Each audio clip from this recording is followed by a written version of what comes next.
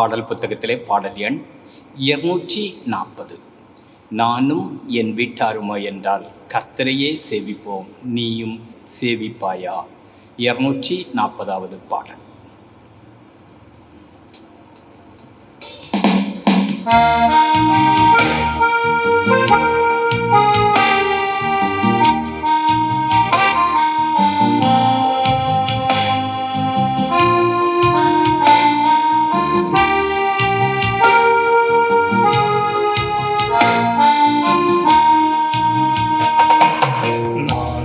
என் வீட்டாருமோ என்றால் கர்த்தரை சேவிப்போம், நீயும் சேவிப்பாயா? நீயும் சேவிப்பாயா? கர்த்தரை சேவிப்பது ஆகாதென்று கண்டார், சேவிப்பது ஆகாதென்று கண்டார். யாரை இனி சேவிப்பாய் என்பதை இன்று தீர்மானம் செய்வார். யாரை இனி சேவிப்பாய் என்பதை இன்று தீர்மானம் செய்வார். என் வீட்டாருமோ என்றால் கர்த்தரை சேவிப்போம், நீயும் சேவிப்பாயா? நீயும் சேவிப்பாயா? அடிமையான நம்மையுமே தேவாதி தேவன் மீட்டார். நம்மையுமே தேவாதி தேவன் மீட்டார். மாபெரும் அடையாளங்கள் செய்திட்ட கர்த்தரை சேவிப்பாயா? மாபெரும் அடையாளங்கள் செய்திட்ட கர்த்தரை சேவிப்பாயா? என் வீட்டாருமோ என்றால் கர்த்தரை சேவிப்போம், நீயும் சேவிப்பாயா? நீயும் சேவிப்பாயா? நம் பாதையில் காப்பாற்றியே கர்த்தர் நடத்தினாரே, நம் பாதையில் காப்பாற்றியே கர்த்தர் நடத்தினாரே. கர்த்தர் தந்த ஆசீர் யாவும் கண்டு நன்றியால் சேவிப்பாயா? கர்த்தர் தந்த ஆசீர் யாவும் கண்டு நன்றியால் சேவிப்பாயா? என் வீட்டாருமோ என்றால் கர்த்தரை சேவிப்போம், நீயும் சேவிப்பாயா? நீயும் சேவிப்பாயா?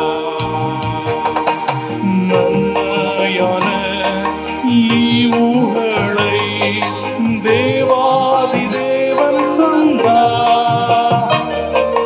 நன்மையான ஈவுகளை தேவாதி தேவன் தந்தார். கீழ்ப்படிந்தே அவர் சத்தம் கேட்டு சாட்சியாய் ஜீவிப்பாயா? கீழ்ப்படிந்தே அவர் சத்தம் கேட்டு சாட்சியாய் ஜீவிப்பாயா? நானும் என் வீட்டாருமோ என்றால் கர்த்தரை சேவிப்போம், நீயும் சேவிப்பாயா? நீ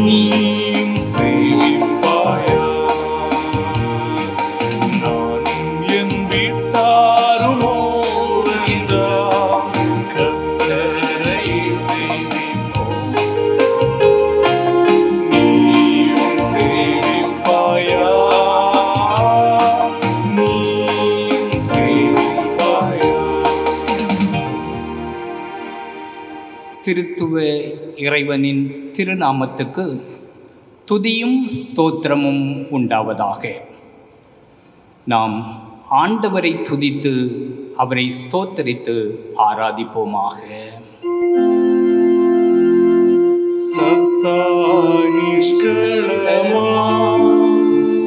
ஒரு சாமியம் நிலதா சித்தாயானந்தமா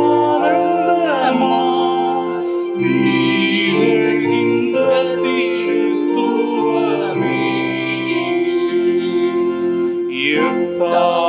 எத்தானடியே கடை தேருவன் என்பவன் தீர்த்து ஆத்தா உன்னை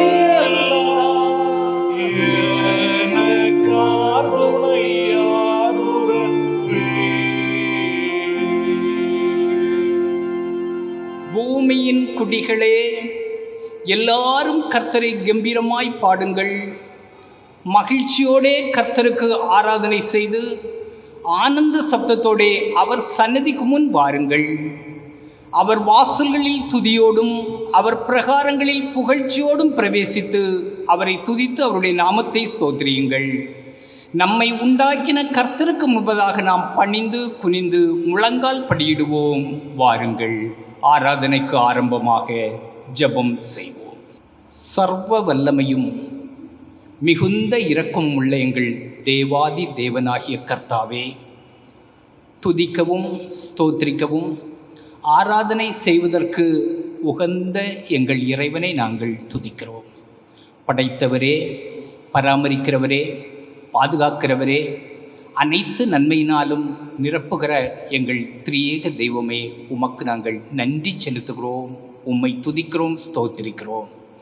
கடந்து வந்த பாதைகளிலும் கண்ணின் மணி போல பராமரித்து பாதுகாத்து அனுதின தேவைகளை சந்தித்து சென்று வந்த இடங்களிலெல்லாம் எங்களோடு பயணித்து எங்களை வழிநடத்தின கிருபைகளை எண்ணி பார்த்து ஆண்டவர் தந்த மேலான வழிநடத்துதலுக்காக, ஆசிகளுக்காக இறைவனே உமக்கு நாங்கள் நன்றி செலுத்துகிறோம். 2 பேரோ 3 பேரோ ஒருமனப்பட்டு எந்த இடத்தில் கூடுகிறதோ அந்த இடத்தில் நான் இருக்கிறேன் என்று சொன்னீரப்பா. அவனமாய் இந்த ஆராதனையிலே நீர் எங்களோடு கூட இருப்பதற்காய் ஸ்தோத்திரம். ஆண்டவரே, யூடியூப் மூலமாய் உம்மை தரிசிக்கிற ஒவ்வொரு மக்களோடு உம்முடைய பிரசன்னம் இருப்பதற்காய் ஸ்தோத்திரம். இந்த ஆராதனையிலே நாங்கள் வேண்டுகிற விண்ணப்பங்களை உம் பிள்ளைகளுக்கு நீர் அருளி செய்ய இருப்பதற்காய் ஸ்தோத்திரம்.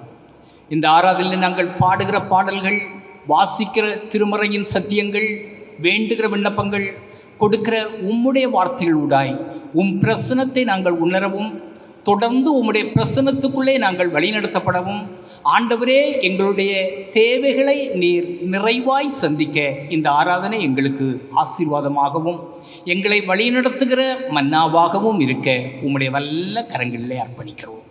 ஆண்டவரே, ஆராதனையிலே உம்முடைய நாமம் மகிமைப்படுவதற்காய் ஸ்தோத்திரம். இந்த ஆராதனையிலே இல்லங்களில் இருந்து உம்முடைய பிள்ளைகள் உம்மை ஆராதிக்கிற போது தெய்வ பிரசனம் உம் பிள்ளைகளை அதிகமாய் நிரப்பட்டும். தெய்வ பிரசனத்துக்குள்ளே உம் பிள்ளைகளை நீர் வழிநடத்தும். அவர்களுடைய தேவைகள், விருப்பங்கள், வாஞ்சைகள் எல்லா காரியங்களிலும் உம்முடைய ஆசீர்வாதத்தை பெற்று சமாதானமாய் மகிழ்ச்சியோடு வாழ இறைவன் அற்புரியும். இயேசு கிறிஸ்துவின் மூலமாய் வேண்டி நிற்கின்றோம். ஜெபங்களும் நல்ல தந்தையே, ஆமென்.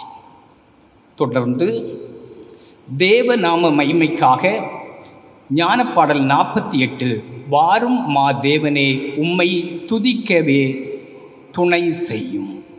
ஞானப்பாடல் 48.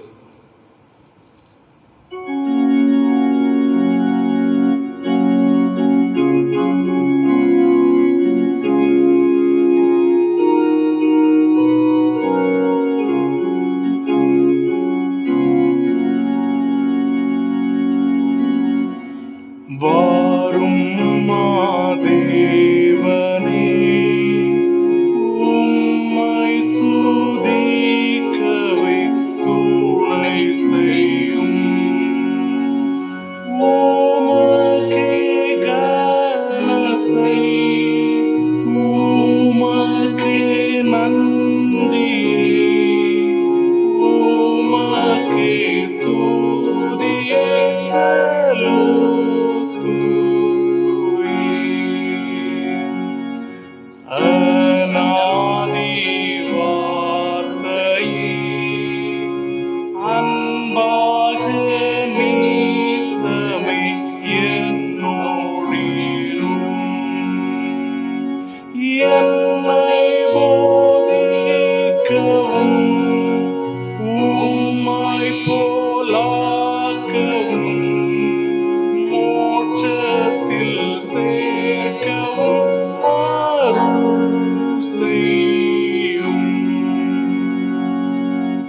மாசற்ற ஆவியே அடியேன் நெஞ்சிலே தரித்தீரும்.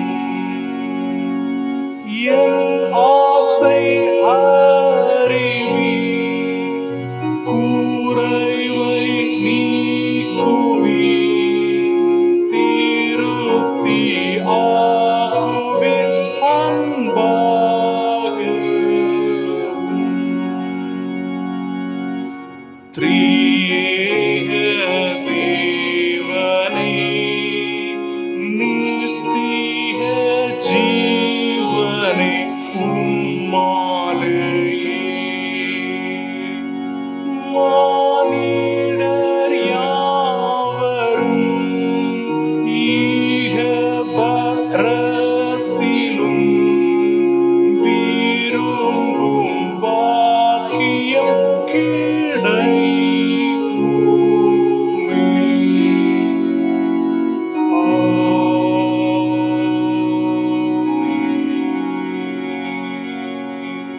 அமர்வோம். இன்றைக்குரிய திருமறை வாசகத்தை படிக்க கேளுங்கள். மத்தேயு 5ஆம் அதிகாரம் வசனங்கள் 43 48 வரை. மத்தேயு 5ஆம் அதிகாரம் திருவசனங்கள் 43 48 வரை. உனக்கு அடுத்தவனை சிநேகித்து உன் சத்துருவை பகைப்பாயாக என்று சொல்லப்பட்டதை கேள்விப்பட்டிருக்கிறீர்கள். நான் உங்களுக்கு சொல்லுகிறேன், உங்கள் சத்துருக்களை சிநேகியுங்கள், உங்களை சபிக்கிறவர்களை ஆசீர்வதியுங்கள், உங்களை பகைக்கிறவர்களுக்கு நன்மை செய்யுங்கள், உங்களை நிந்திக்கிறவர்களுக்காகவும் உங்களை துன்பப்படுத்துகிறவர்களுக்காகவும் ஜெபம் பண்ணுங்கள். இப்படி செய்வதனால் நீங்கள் பரலோகத்தில் இருக்கிற உங்கள் பிதாவுக்கு புத்திரராய் இருப்பீர்கள். அவர் தீயோர் மேலும் நல்லோர் மேலும் தமது சூரியனை உதிக்க பண்ணி நீதி உள்ளவர்கள் மேலும் அநீதி உள்ளவர்கள் மேலும் மழையை பெய்ய பண்ணுகிறார்.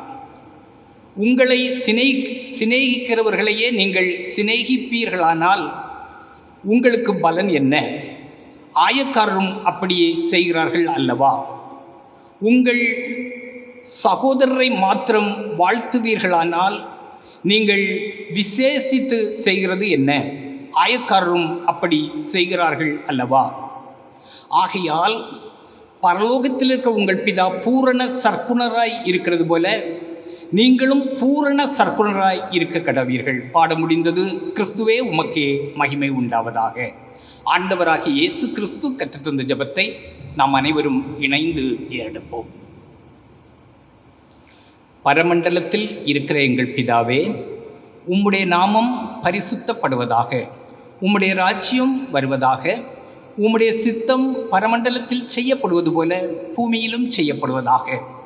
எங்களுக்கு வேண்டிய ஆகாரத்தை எங்களுக்கு தாரும். எங்கள் கடனாளிகளுக்கு நாங்கள் மன்னிக்கிறது போல எங்கள் கடன்களை எங்களை விட்டு மன்னியும்.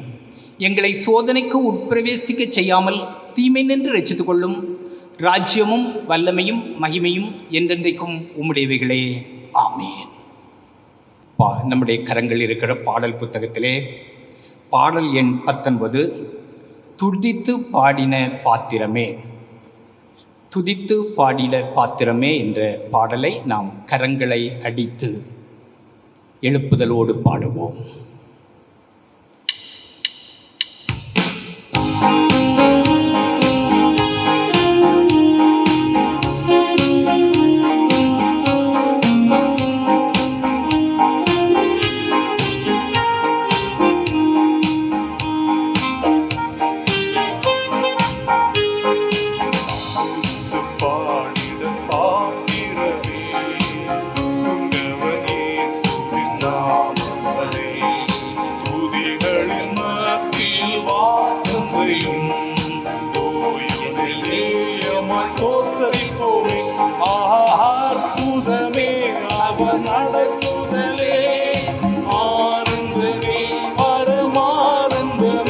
நன்றியால் உள்ளமே மிகவும் நன்றிடுதே.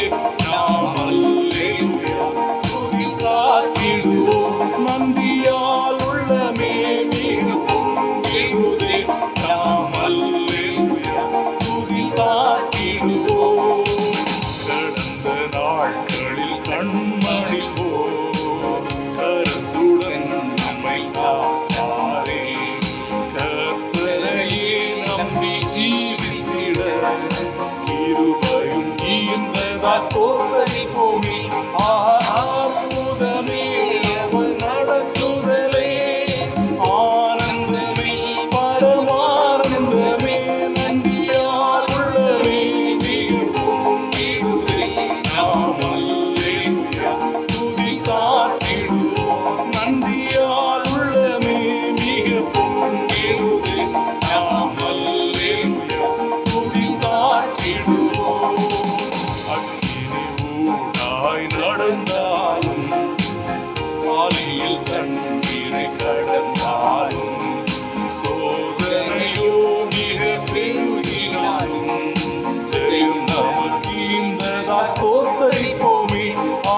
அற்புதமே அவர் நடத்துதலே, ஆனந்தமே பரமானந்தமே, நன்றியால் உள்ளமே மிக பொங்கிடுதே. நாம் அல்லேலூயா துதி சாற்றிடுவோம். நன்றியால் உள்ளமே மிக பொங்கிடுதே. நாம் அல்லேலூயா துதி சாற்றிடுவோம். இந்தவனாம் இறையாத்திரையில் இறைவனாம் இயேசு நம்மோடிருப்பார். போகையிலும் நம் வருகையிலும் புகலிடம் ஆனதா ஸ்தோத்தரிப்போமே.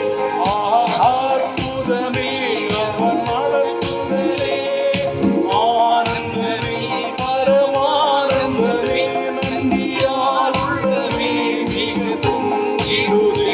நாம் அல்லேலூயா துதி சாற்றிடுவோம். நன்றியால் உள்ளமே மிக பொங்கிடுதே. நாம் அல்லேலூயா துதி சாற்றிடுவோம். வாஞ்சைகள் தீர்த்திட வந்திடுவார். வானத்திலே நாம் அழைத்திடுவோம். வானத்திலே ஒன்று சேர்ந்திடும் நாள் விரைந்து நெருங்கிட ஸ்தோத்தரிப்போமே. அற்புதமே அவர் நடத்துதலே, ஆனந்தமே பரமானந்தமே, நன்றியால் உள்ளமே மிக பொங்கிடுதே. நாம் அல்லேலூயா துதி சாற்றிடுவோம். நன்றியால் உள்ளமே மிக பொங்கிடுதே. நாம் அல்லேலூயா துதி சாற்றிடுவோம். அன்புக்குரிய திருச்சபை மக்களே, உங்கள் அனைவரையும் 74வது சுதந்திர தின நல்வாழ்த்துக்களை இயேசு கிறிஸ்துவின் தூய திருப்பெயரிலே பகிர்ந்து கொள்கிறேன். இறைவனுடைய ஆசீர்வாதம் நம் அனைவரோடும் இந்த தேச மக்களோடும் அனுதினமும் இருந்து வழிநடத்துவாராக. இன்றைய செய்தியினுடைய தலையங்கம் சமூக இணைவு. சமூக இணைவு என்ற தலையங்கத்திலே மத்தேயு 5ஆம் அதிகாரம் 48வது வசனத்தை ஆதார வசனமாக கொண்டு திருமறையின் வெளிச்சத்திலே ஒரு சில காரியங்களை நாம் சிந்திக்க இருக்கிறோம். மத்தேயு 5:48, பரலோகத்தில் இருக்கிற உங்கள் பிதா பூரண சற்குணராய் இருக்கிறது போல நீங்களும் பூரண சற்குணராய் இருக்க கடவீர்கள். நாம் தலைகளை தாழ்த்தி ஜெபிப்போம். அன்பு நிறைந்த நல்ல கடவுளே, உம்முடைய வார்த்தைகளை அனுப்பி மனிதனுடைய வாழ்வாதாரத்தை வளப்படுத்தின ஆண்டவரே, உமக்கு ஸ்தோத்திரம். இன்றும் தெய்வமே, உம்முடைய வல்ல கரங்களிலே எங்களை அர்ப்பணிக்கிறோம். ஆண்டவரே, நீர் தருகின்ற வார்த்தைகளுக்காய் ஸ்தோத்திரம்.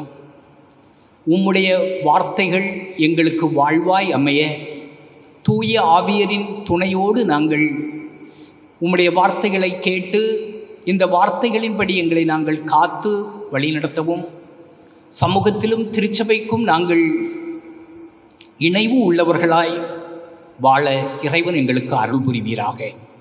இயேசு கிறிஸ்துவின் தூய திருப்பெயரிலே ஜெபிக்கிறேன், ஜெபங்கேளும் பரமபிதாவே, ஆமென். பரலோகத்தில் இருக்கிற உங்கள் பிதா பூரண சர்க்குணராய் இருக்கிறது போல நீங்களும் பூரண சர்க்குணராய் இருக்க கடவீர்கள்.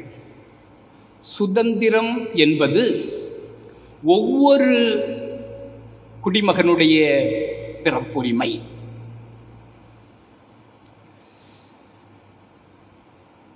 அந்த சுதந்திரத்திலே சுதந்திரமாய் வாழ்வது, பெற்றுக்கொண்ட சுதந்திரத்தை மதித்து சுதந்திரமாய் வாழ்வது நம்முடைய கடமை.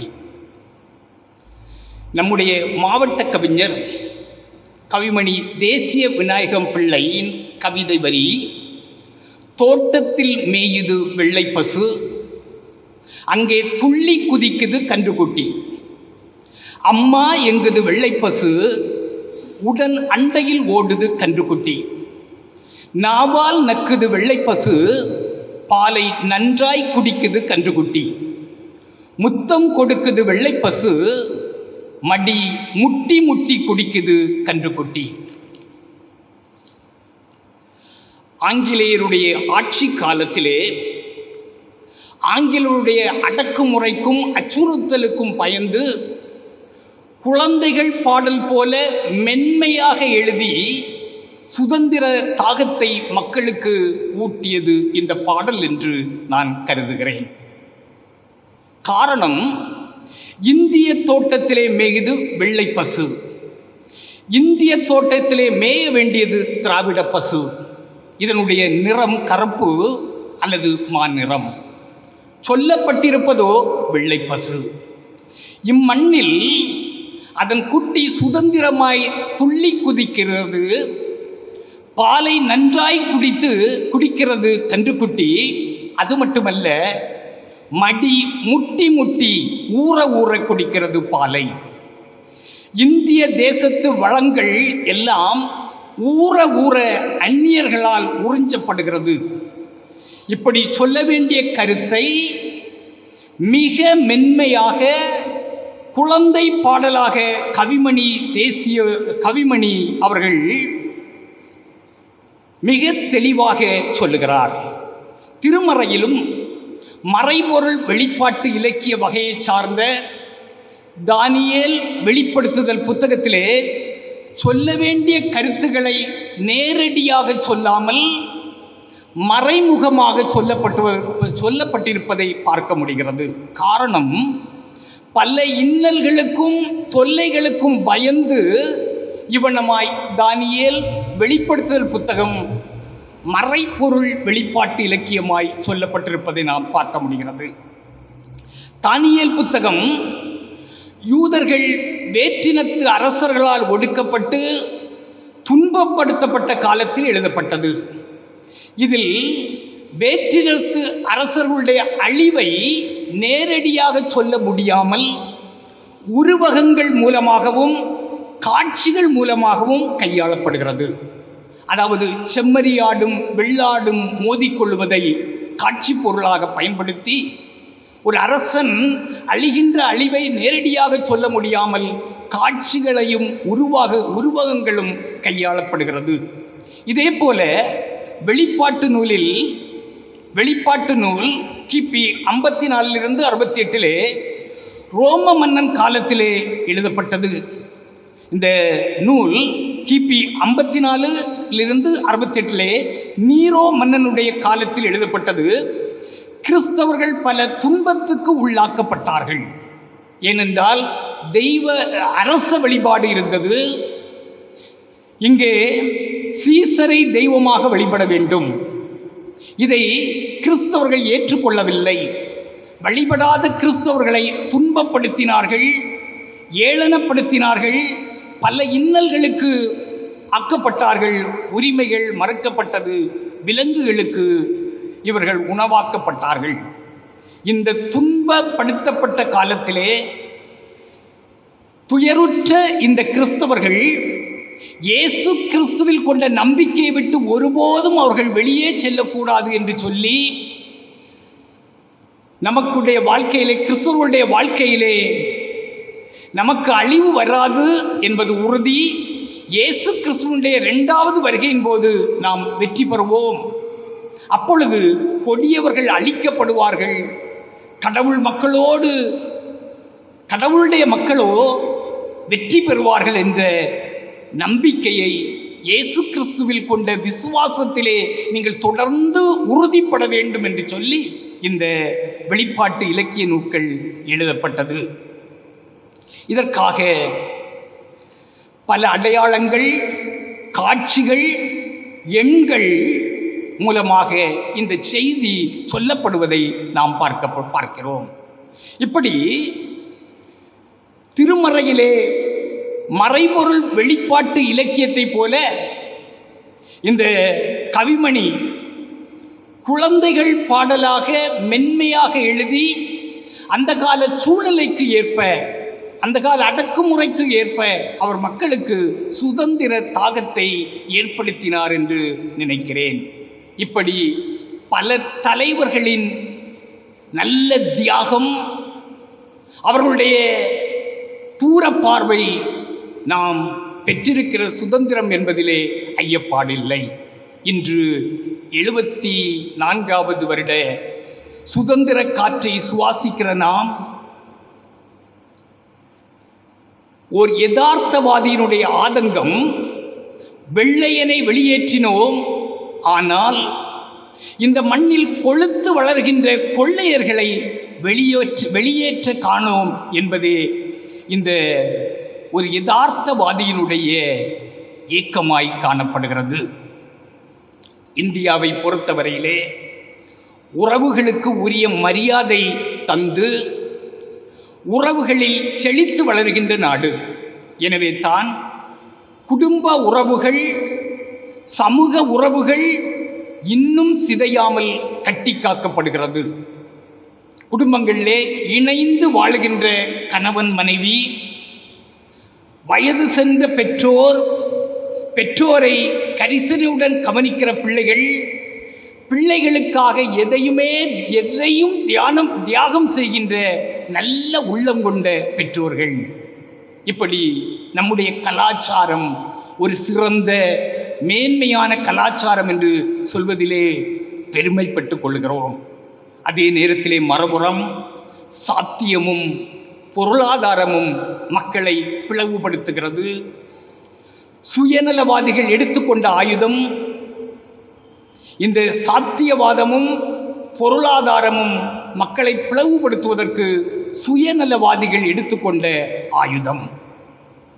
இந்திய குற்றவியல் சட்டத்திலே அதிக தண்டனைக்குரிய குற்றமாக இது பிரிவினைவாதம் கருதப்படுகிறது. காரணம், ஒரு நாட்டினுடைய ஐக்கியம் என்பது மிகப்பெரிய ஒன்று. இறைவன் விரும்புகின்ற மண்ணகமும் விண்ணகமும் மகிழ்ந்து கொண்டாடுகின்ற சுதந்திரம், சமூக இணைவை, சுதந்திரத்தை திருமறையின் மூலமாக நாம் தியானிப்போம். முதலாவது, பிரிவினைகளை தவிர்த்து பண்புடன் வாழுங்கள். ஆதியாகமம் 11ஆம் அதிகாரம் 1 முதல் 9 வரை உள்ள வசனங்களிலே மனிதன் இயற்கையோடும் சக மனிதனோடும் சார்ந்து வாழ்பவன், ஒன்றை ஒன்று சாராமல் யாராலும் வாழ முடியாது என்பதை மிக தெளிவாக திருமறை சுட்டிக்காட்டுகிறது. சாப்பிடுகிற உணவு கூட இயற்கையை சார்ந்தும், பல தொழிலாளிகளுடைய உழைப்பை சார்ந்தும், பல உயிரினங்களை சார்ந்தும் வருகிறது. இதில் நீர், நிலம், காற்று, சூரிய ஒளி, விதை, பல தொழிலாளிகளுடைய உழைப்பு, பல உயிரிகள் உள்புதைந்திருக்கிறது. படைப்பின் வரலாற்றிலே இறைவன் மனிதனை படைப்புகளோடு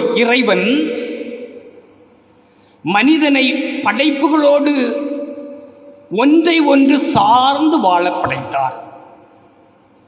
இறைவன் மனிதனை அவர் படைத்த படைப்புகளோடு ஒன்றை ஒன்று சார்ந்து வாழ படைத்தார் என்பதை ஆதியாகமம் 1ஆம் அதிகாரம் 26 நமது சாயலாகவும் நமது ரூபத்தின்படியும் மனுஷனை உண்டாக்குவோமாக, அவர்கள் சமுத்திரத்தின் மச்சங்களையும் ஆகாயத்து பறவைகளையும் மிருக ஜீவன்களையும் பூமி அனைத்தையும் ஆளக்கடவர்கள்.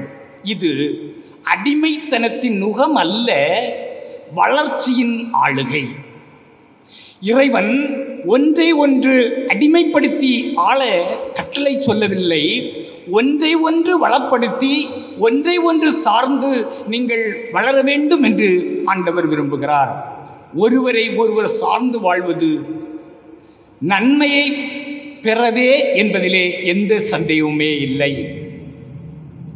இப்படி ஒன்றை ஒன்று சார்ந்து வாழ வேண்டிய மனிதன் தன்னுடைய சுயநல பெருக்கத்தினால் தனக்கு பெயர் உண்டாக வேண்டும் என்று சொல்லி விண்ணை தொடுகின்ற கோபுரத்தை கட்டிய போது, பாபேல் கோபுரத்தை கட்டிய போது, ஆண்டவர் அவர்களிலே பல மொழிகளை அவர்களுக்கு கொடுத்தார்.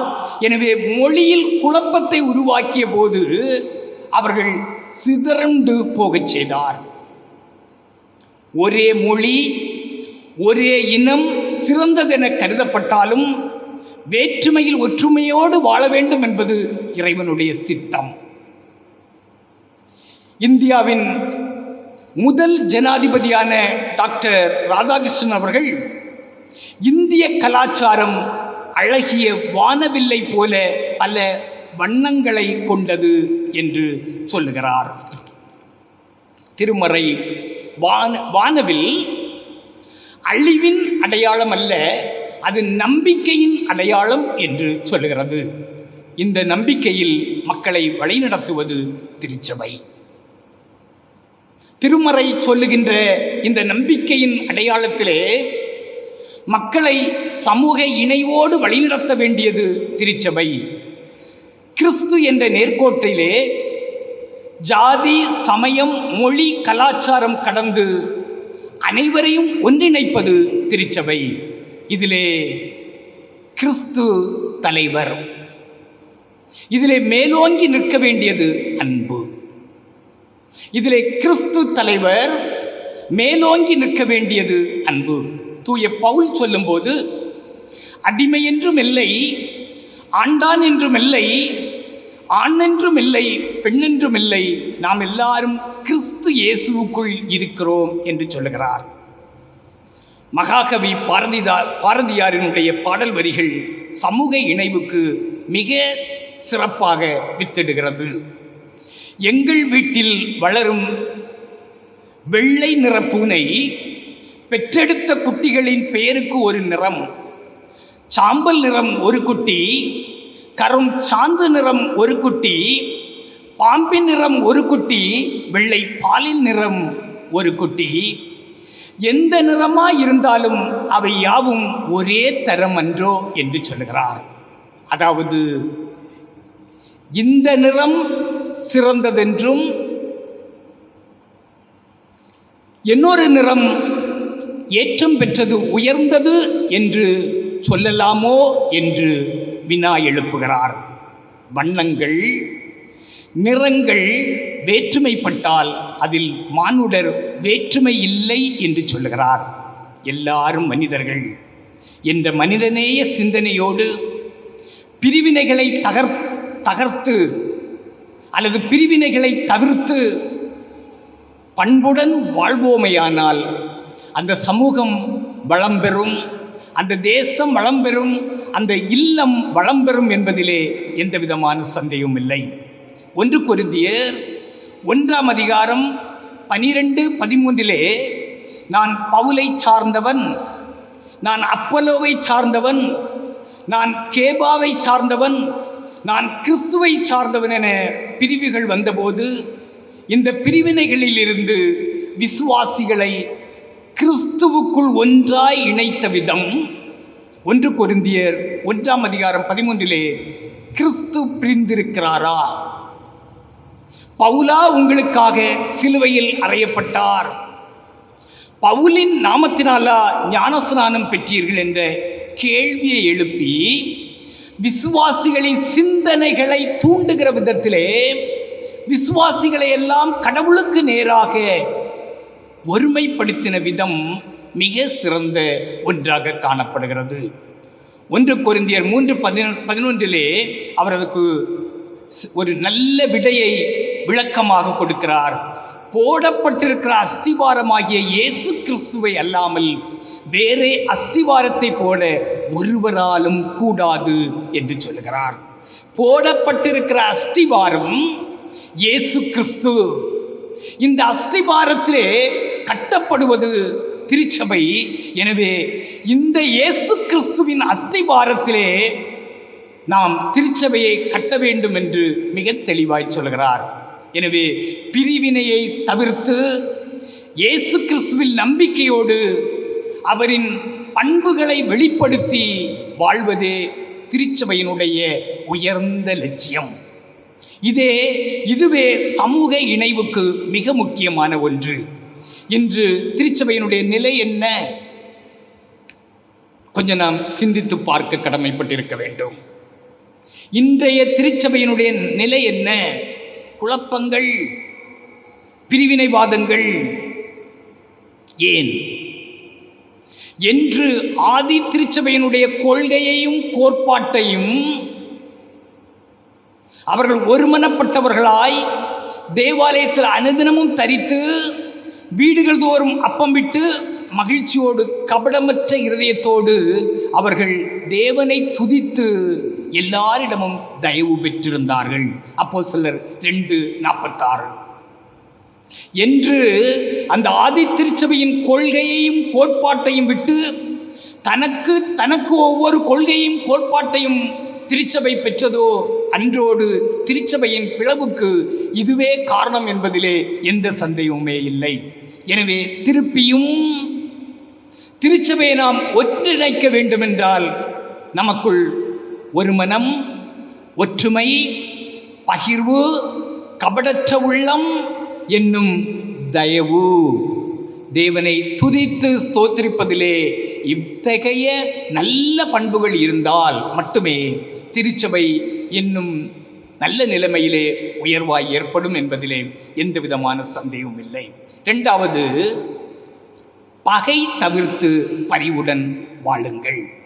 பகை தவிர்த்து பரிவுடன் வாழுங்கள். 1 கொரிந்தியர் 1:10 சகோதரரே, நீங்கள் எல்லாரும் ஒரே காரியத்தை பேசவும் பிரிவினைகள் இல்லாது ஏகமனம் உள்ளவர்களாய் சீர்பொருந்தி இருக்கவும் வேண்டும் என்று நம்முடைய கர்த்தராகிய இயேசு கிறிஸ்துவின் நாமத்தினாலே உங்களுக்கு புத்தி சொல்லுகிறேன் என்று மிக தெளிவாக தூய பவுல் கொரிந்து திருச்சபைக்கு சொல்லுகிறார்.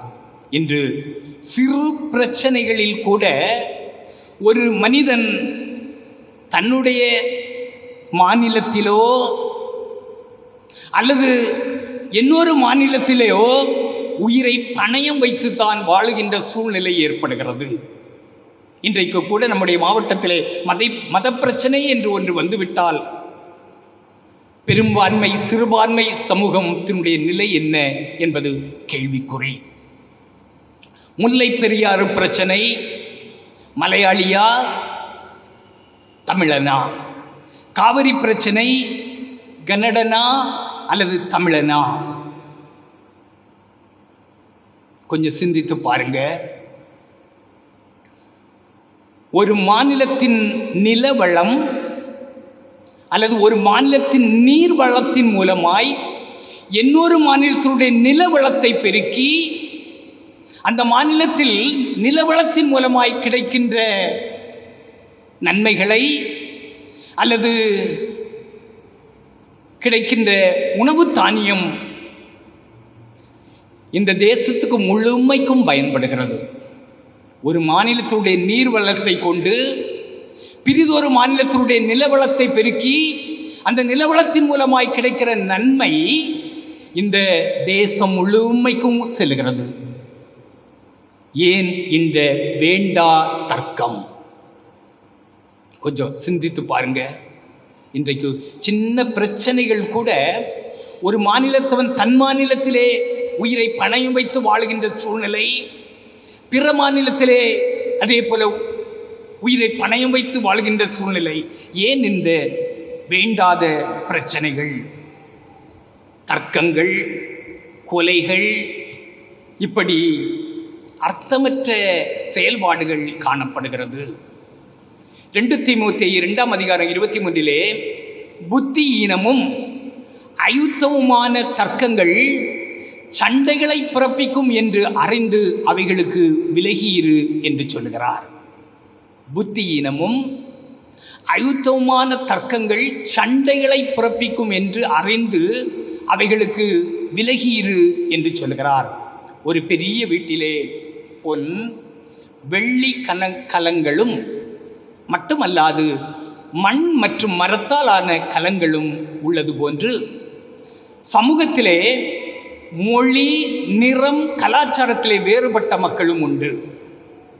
கலங்களில் சில மதிப்புடையவை, சில மதிப்பற்றவையாக இருந்தாலும் யாவும் வீட்டுக்கு தேவை. சில மதிப்புள்ள கலங்கள் இருக்கலாம், சில மதிப்பற்ற கலங்கள் இருக்கலாம், ஆனால் யாவும் வீட்டுக்கு தேவை. அதுபோல நாட்டில் மதிப்புடையவர்களும் உண்டு, மதிப்பற்றவர்களும் வாழ்கிறார்கள். சிறு துரும்பு பல்குத்த உதவுவது போல எல்லாருடைய பணிகளும் நாட்டுக்கு தேவை, எல்லாருடைய பணிகளும் எல்லாருக்கும் தேவை இல்லையா? ஒரு வீட்டில் மதிப்புக்குரிய பொருட்களும் உண்டு, மதிப்பற்ற பொருட்களும் உண்டு. ஆனால் மதிப்பற்ற பொருட்களும் மதிப்பு குறைந்த பொருட்களும் அந்த வீட்டுக்கு தேவைப்படுகிறது. அதே போல இந்த சமுதாயத்திலே மதிப்புடையவர்களும் மதிப்பு குறைந்தவர்களும் இந்த நாட்டுக்கு தேவை, அது எல்லாருக்கும் தேவை. எனவே ஏற்றத்தாழ்வுகளை தவிர்த்து அனைவரையும் சகோதரர்களாக ஏற்று மதித்து ஐக்கியமாக வாழ நாம் ஆண்டவரால் படைக்கப்பட்டிருக்கிறோம். மூர்க்கமும் மத இன வெறிகளும் விண்ணுக்கும் விண்ணவருக்கும் ஏற்புடையது அல்ல. சமூகத்திலே மூர்க்கமும் மத இன வெறிகளும் விண்ணுக்கும் விண்ணவருக்கும் ஏற்புடையவர்கள் அல்ல, மாறாக நீதியும் நியாயமும் அவருடையது. நீதியுடன் கூடிய சமாதானமே ஒரு நிலையான சமாதானத்தை கொடுக்கும். அச்சுறுத்தலினாலே சிலர் சமாதானம் இருப்பது போல நினைக்கலாம், ஆனால் ஒருபோதும் அது சமாதானத்தை கொடுக்காது. அச்சுறுத்தல், அடக்குமுறை என்றாவது ஒரு நாள் வெடிக்கும். ஆனால் ஆண்டவருக்கு ஏற்புடையது நீதியுடன் கூடிய சமாதானம். இதுவே விண்ணுக்கும் விண்ணவருக்கும் ஏற்புடையது. 2 தீமோத்தேயு 2ஆம் அதிகாரம் 21 ஆகையால் ஒருவன் இவைகளை விட்டு தன்னை சுத்திகரித்து கொண்டால் அவன் பரிசுத்தமாக்கப்பட்டதும் எஜமானுக்கு உபயோகமானதும் எல்லா நற்கிரிகைக்கும் ஆயத்தமானதுமான கனத்துக்குரிய பாத்திரமாய் இருக்கிறான். அந்த பகுதியிலே சில காரியங்களை ஆண்டவருக்கு ஏற்பில்லாத காரியங்கள் பட்டியலிடப்படுகிறது. பட்டியலிட்டு சொல்லுகிறார், ஆகையால் ஒருவன் இவைகளை விட்டு தன்னை சுத்திகரித்து கொண்டால் அவன் பரிசுத்தமாக்கப்பட்டதும், அவனும் பரிசுத்தமாக்குறான், எஜமானுக்கு உபயோகமானதும் எந்த நற்கிரியைக்கும் ஆயத்தமுமான கனத்துக்குரிய பாத்திரமாய் இருக்கிறான். இதைத்தான் ஆண்டவர் திருச்சபையிலே எதிர்பார்க்கிறார். இதைத்தான் ஆண்டவர் சமூகத்திலே எதிர்பார்க்கிறார். இதைத்தான் ஆண்டவர் தேசத்திலே எதிர்பார்க்கிறார். இந்த சிந்தைகளிலே ஒருவன் செயல்படுவானானால் சமூகத்திலே நல்லிணக்கம் இருக்கும் என்பதிலே எந்த சந்தேகமும் இல்லை. ஆண்டவர் தீயோர் மேலும் நல்லோர் மேலும் சூரியனை உதிக்க பண்ணுகிறது போல, நீதி உள்ளவர்கள் மேலும் அநீதி உள்ளவர்கள் மேலும் மழையை பெய்ய பண்ணுவது போல, இயற்கையோடும் மனிதனோடும் உள்ள கபடற்ற உறவே ஒரு மனிதனை பூரண சற்குணராக மாற்றுகிறது. பிதா பூரண சற்குணராய் இருப்பது போல நாமும் பூரண சற்குணராய் இருக்க வேண்டும் என்பது ஆண்டவருடைய எதிர்பார்ப்பு. ஆங்கிலேயருடைய அடிமைத்தனத்தில் இருந்து விடுதலை பெற்ற நாம் பாவத்தின் சம்பளமாகிய மரணமாகிய பிசாசின் அடிமைத்தனத்தில் இருந்து விடுதலை பெற்று இயேசு கிறிஸ்துவினால் உண்டான நித்திய ஜீவனாகிய நிலை வாழ்வை, உண்மையான சுதந்திரத்தை, இந்த உலகம் ஏதோ பிறந்தோம் என்று செல்கிறோம் என்று தெரியாது. ஆனால் இந்த பூமியிலே விடுதலை பெற்று வாழ்ந்த நாம் பாவத்தின் சம்பளமாகிய மரணமாகிய பிசாசினுடைய அடிமைத்தனத்திலே நாம் வாழாமல் கர்த்தராகிய இயேசு கிறிஸ்துவினால் உண்டான நித்திய ஜீவனாகிய நிலை வாழ்வை சுதந்திரித்து வாழ ஆண்டவர் அருள் புரிவாராக. திருமறை வெளிச்சத்திலே சிந்தித்த நாம் திருமறையை வாழ்வாக்கி கொள்ளும்போது நிச்சயமாக இன்று நாம் பெற்றிருக்கிற சுதந்திர காற்றை சுவாசிக்கிற நாம் ஆண்டவராகிய இயேசு கிறிஸ்துவினாலே பெற இருக்கிற சுதந்திர காற்றையும் சுவாசிப்போம் என்பதிலே எந்த விதமான ஐயப்பாடும் இல்லை. மத்தேயு 5ஆம் அதிகாரம் 48 ஆகையால் பரலோகத்தில் இருக்க உங்கள் பிதா பூரண சற்குணராய் இருக்கிறது போல நீங்களும் பூரண சற்குணராய் இருக்க கடவீர்கள். ஒரு முறை இந்த வசனத்தை உள்ளாக்குங்கள். பிதா பூரண சற்குணர், அவருடைய பிள்ளைகளாகிய நாமும் பூரண சற்குணராய் இருக்க அவருடைய விருப்பத்தை நாம் நிறைவேற்றுவோம். இறை ஆசீர்வாதம் நம் அனைவரோடும் அனுதினமும் இருப்பதாக. ஆமென். ஒரு சில அறிவிப்புகள்.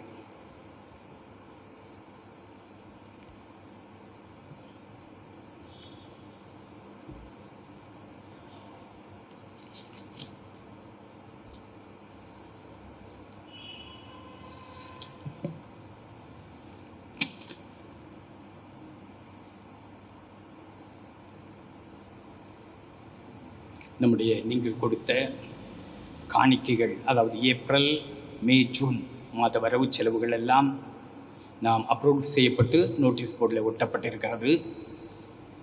எனவே நீங்கள் நோட்டீஸ் போர்டை பார்த்து வரவு செலவுகளை அறிந்து கொள்ள உங்களை அன்போடு கேட்டுக்கொள்கிறேன்.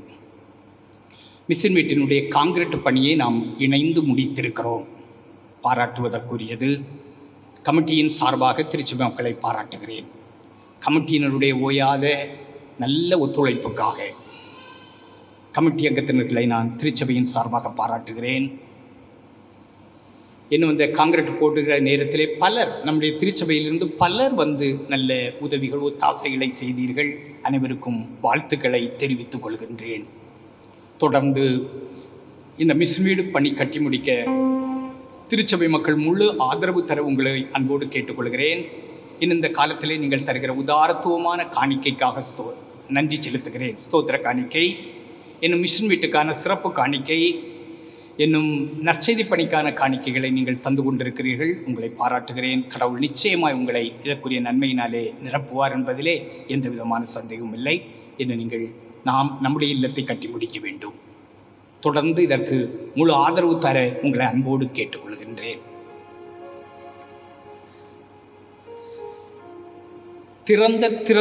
திறந்த திருமறை தேர்வு 2020 ஆதியாகமம் முதல் வெளிப்படுத்தல் வரையிலும் கொஸ்டின்கள் வரும்.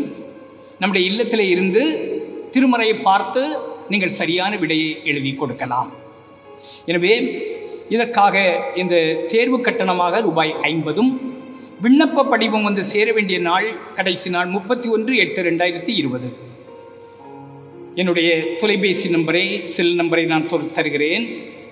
நீங்கள் இந்த செல் நம்பருக்கு நீங்கள் தொடர்பு கொண்டால் அவர்கள் தந்திருக்கக்கூடிய அந்த பட்டியலில் உங்களுடைய பெயர்களையும் எழுதி ஃபோன் நம்பரையும் எழுதி நான் லைசன்ஸ் கொடுப்பேன். அதுக்கப்புறம் அதுக்குரிய கொஸ்டின்கள் வரும், அதை உங்களுடைய இல்லத்திலே நான் தருவேன். நீங்கள் தெளிவாக அதுக்குரிய ஆன்சரை எழுதி தந்தால் கடவுளுடைய திருப்பெயர் மாட்சி பெறும், அதுக்குரிய நன்மைகள் நமக்கு கிடைக்கும். என்னுடைய தொலைபேசி நம்பர் 94 87 25 0914. திருப்பியும் சொல்கிறேன், 94 87 25 0914. நீங்கள் தொலைபேசியிலே ஃபோன் செய்து நீங்கள் பதிவு செய்ய உங்களை அன்போடு கேட்டுக்கொள்கின்றேன். இந்த வாரம் புதிய வயதுக்குள் பிரவேசித்திருக்கிறவர்கள் ஆகஸ்ட் மாதம் 17ஆம் நாள் திங்கட்கிழமை Mrs Vimala Bai, wife of Mr Veeradas, ஒற்றையல் விளை. 18ஆம் தேதி செவ்வாய்க்கிழமை B Abisheran, daughter of Mr Paul Abraham, ஒற்றையல் விளை.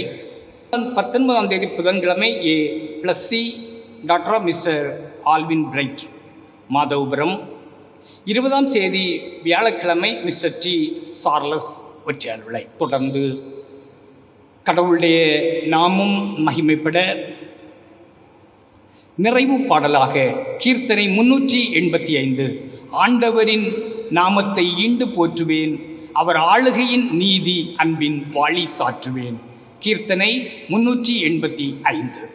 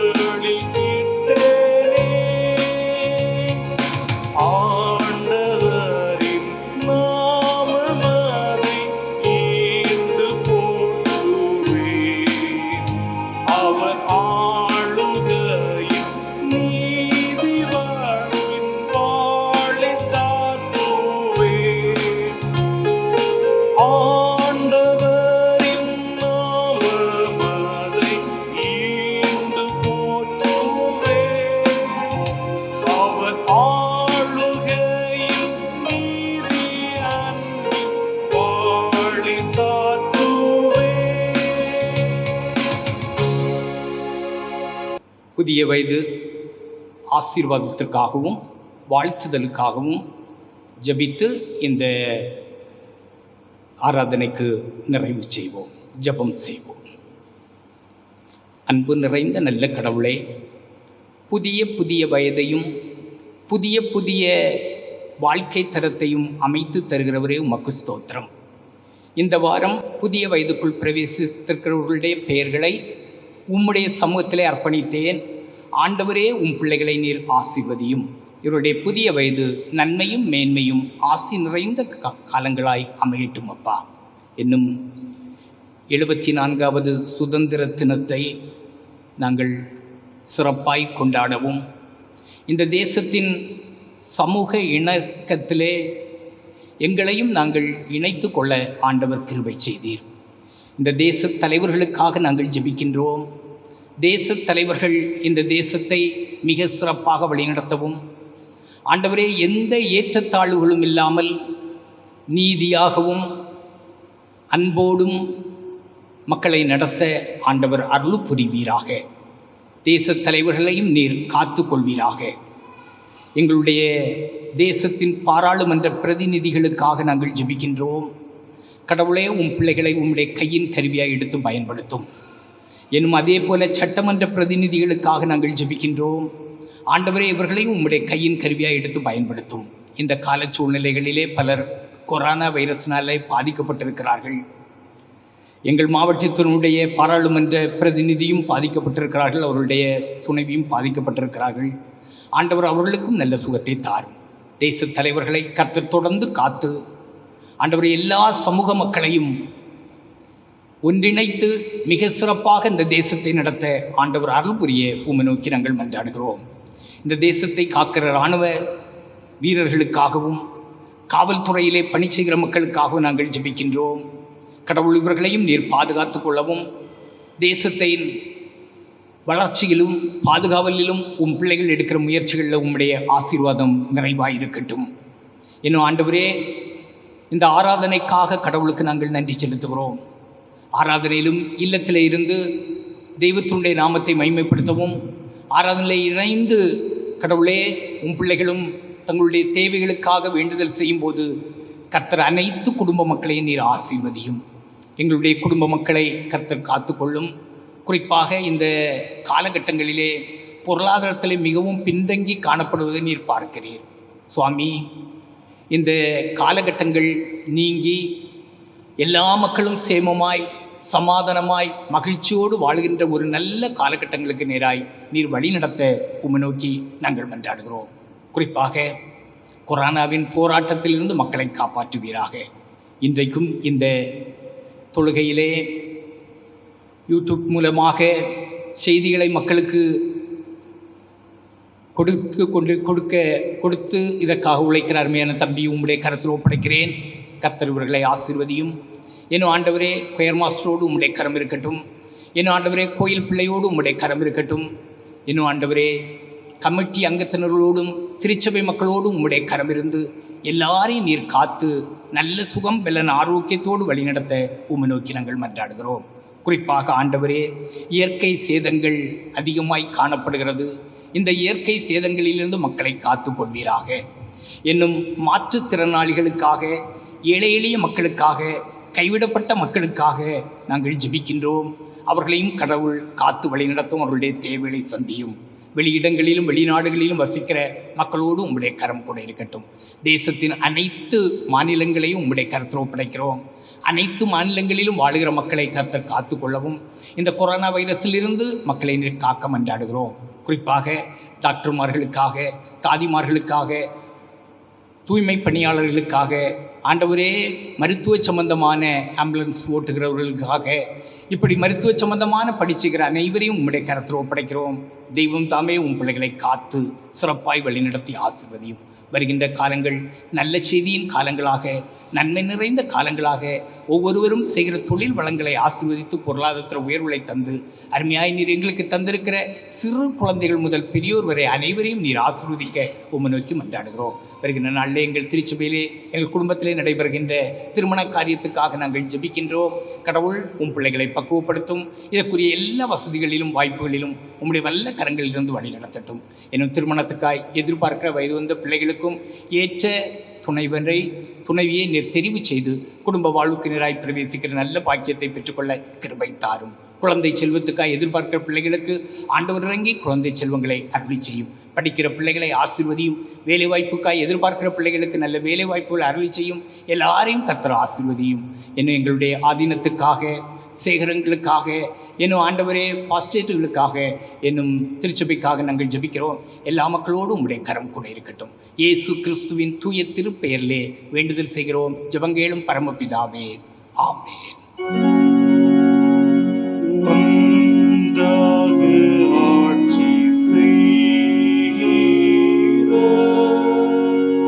திரியேக தேவனாகிய பிதா குமாரன் ஆவிக்கே ஸ்தோத்திரம் உண்டாகவே.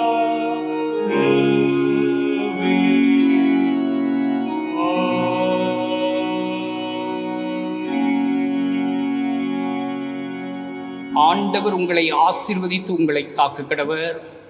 ஆண்டவர் தம்முடைய முகத்தை உங்கள் மேல் பிரகாசிக்க பண்ணி உங்கள் மேல் கிருபையாய் இருக்க கடவர். ஆண்டவர் தம்முடைய முகத்தை உங்கள் மேல் பிரசன்னமாக்கி இப்பொழுதும் எப்பொழுதும் உங்களுக்கு சமாதானம் கட்டளையிட கடவர்.